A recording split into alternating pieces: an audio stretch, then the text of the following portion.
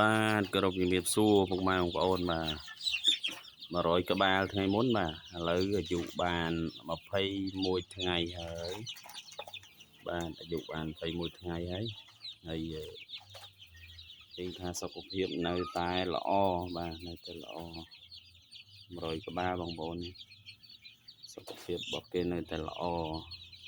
ព្រោះតែបាត់តែមានរយៈហ្នឹងភ្លៀងជាប់គ្នារាល់ថ្ងៃបងប្អូនប៉ុន្តែការថែរក្សាបិទបាំងទ្រុងរបស់ខ្ញុំដោយអ្វីដែលខ្ញុំបង្ហាញកាលពីវីដេអូមុនគឺវាមានប្រសិទ្ធភាពដល់កូនមាន់រួមទាំងមាន់ធំផងដែរបងប្អូនបាទបើយើងមិនបិទបាំងទេភាគច្រើនគឺ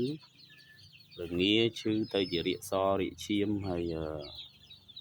មូលហេតុដែលខ្ញុំបញ្ជាក់បងប្អូនតាំងពីដើមមកគឺមូលហេតុតែមួយមុខនឹងទេគឺបញ្ជាក់គឺរងា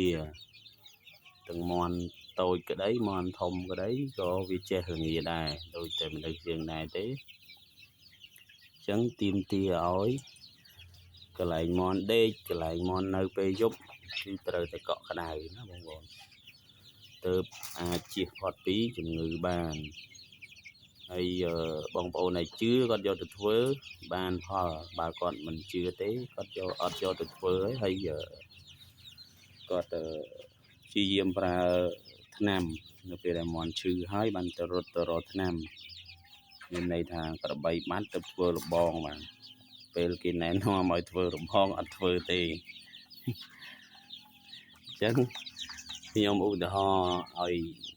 ចំនៅក្នុងសាច់រឿងមាន់យើងសាច់រឿងក្នុងការចិញ្ចឹមមាន់របស់យើងបងប្អូនបាទបើបងប្អូនយើងព្យាយាមធ្វើជីវៈសុវត្ថិភាព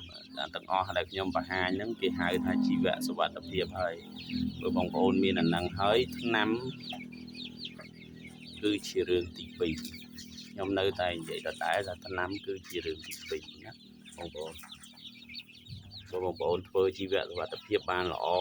ដោយកូនមាន់ខ្ញុំអញ្ចឹងគឺវានៅតែល្អរហូតដល់អាយុធំនៅតែល្អវាមិនមែនយើងថាចិញ្ចឹមសត្វមិនមានឈឺសោះទេប៉ុន្តែកត្តានៃការឈឺវាមានតិចមាន1មាន2ក្នុងចំណោម100មាន1មាន2ក្នុងចំណោម50ក្បាលមិនមែនធ្លាក់ព្រុសពី300ក្បាលមាន់ធ្លាក់ម្ដង4 10អី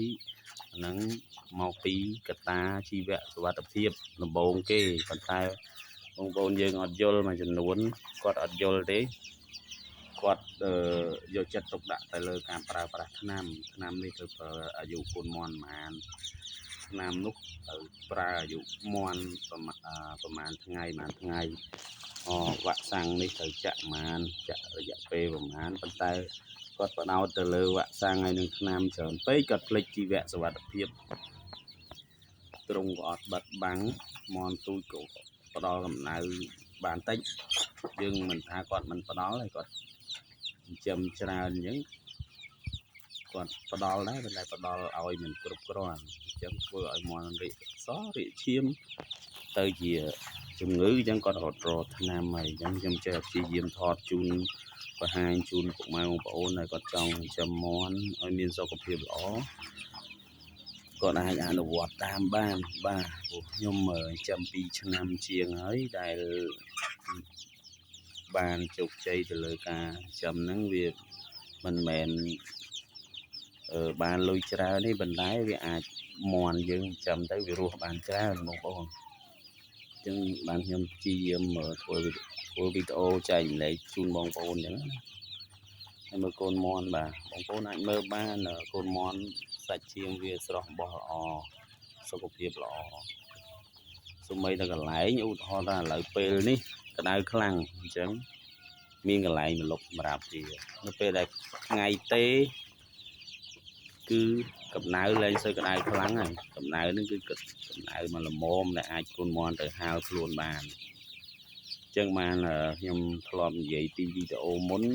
ការសាងសង់ទ្រុងទៅតឹងថ្ងៃសូម្បីតែកសិដ្ឋានគេធំមិន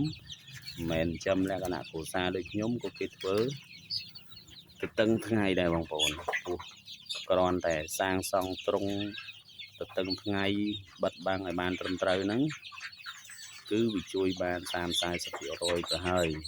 ដែលធ្វើឲ្យកូនមាន់យើងហ្នឹងហើយនឹងមាន់ធំហ្នឹងមានសុខភាពល្អតបមកយើងរួមផ្សំទាំងការអនាម័យលាងសម្អាតអីទៀតទៅចឹងទៅធ្វើឲ្យមាន់យើងធំធាត់បានល្អរួមផ្សំទាំងចំណីយើងគិតមើលទៅលើប្រូតេអ៊ីននិងបរិមាណមាន់ដែលយើងត្រូវដាក់ចំណីក្នុងមួយថ្ងៃឲ្យមាន់ស៊ីប្រមាណក្នុងមាន់100ក្បាលអីចឹងណាបងប្អូនត្រូវកណនាចឹងទៀតហើយពាក់ព័ន្ធជាមួយដងទិទេមាន់ដងទិទេគេចង់និយាយពីទំហំណាបងប្អូនទំហំដែលមាន់អាចនៅបានមិនចង្អៀតក្នុង1ម៉ែត្រការ៉េចាប់ពីប្រមាណខ្ញុំឧទាហរណ៍ឲ្យបងប្អូនងាយយល់1ម៉ែត្រការ៉េបើបងប្អូនដាក់ពី8មក6គឺទៅលាយណាបងប្អូនហើយបើបងប្អូនដាក់លើសហ្នឹងមាន់មានប្រូតេអ៊ីនគ្រប់គ្រាន់មានន័យថាចំណីដែលស៊ីទៅឆ្អែតធំធាត់ល្អក៏ដោយក៏នៅតែចិត្តគ្នាដែរដោយសារអីពាក់ព័ន្ធជាមួយនឹងដងស៊ីតេពាក់ព័ន្ធជាមួយនឹងទំហំនៃទ្រុងហើយនឹងបរិមាណមាន់ហ្នឹងវាអត់ស៊ីមេត្រីមួយគ្នាមាន់ច្រើនទ្រុងតូចអីចឹងណាសូម្បីតែទ្រុងរបស់ខ្ញុំនេះសម្រាប់មាន់100ក្បាលគឺចង្អៀតបងប្អូនចង្អៀតណានៅពេលដែលមាន់ធំជាងនឹងតិចទៀតគឺខ្ញុំរំលែកវាទៅផ្សេង50អាចដាក់បានត្រឹម50ទេបងប្អូនមាន់ទ្រុងនេះព្រោះដោយសារ3x3អញ្ចឹងអាចដាក់បាន100ក្បាលបានទេដាក់បានទៅមាន់ចឹកគ្នារោមអត់ស្អាតអត់ល្អអញ្ចឹងណានៅពេលដែលវាធំបាទអរគុណច្រើនបងប្អូនដែលបានព្យាយាមតាមដានចឹងសម្រាប់វីដេអូខ្ញុំគឺមានតែប៉ុណ្ណឹងសង្ឃឹមថាបងប្អូនយកទៅអនុវត្តហើយចិញ្ចឹមលក្ខណៈគ្រួសារដូចខ្ញុំក៏បានពី300ក្បាលចឹងក៏បានឬក៏50-20សម្រាប់ទុកហូបអីចឹងក៏បានដែរបងប្អូនទុកទទួលភ្ញៀវអីចឹងយើងចិញ្ចឹមចឹងបានគឺល្អបងប្អូនអរគុណច្រើន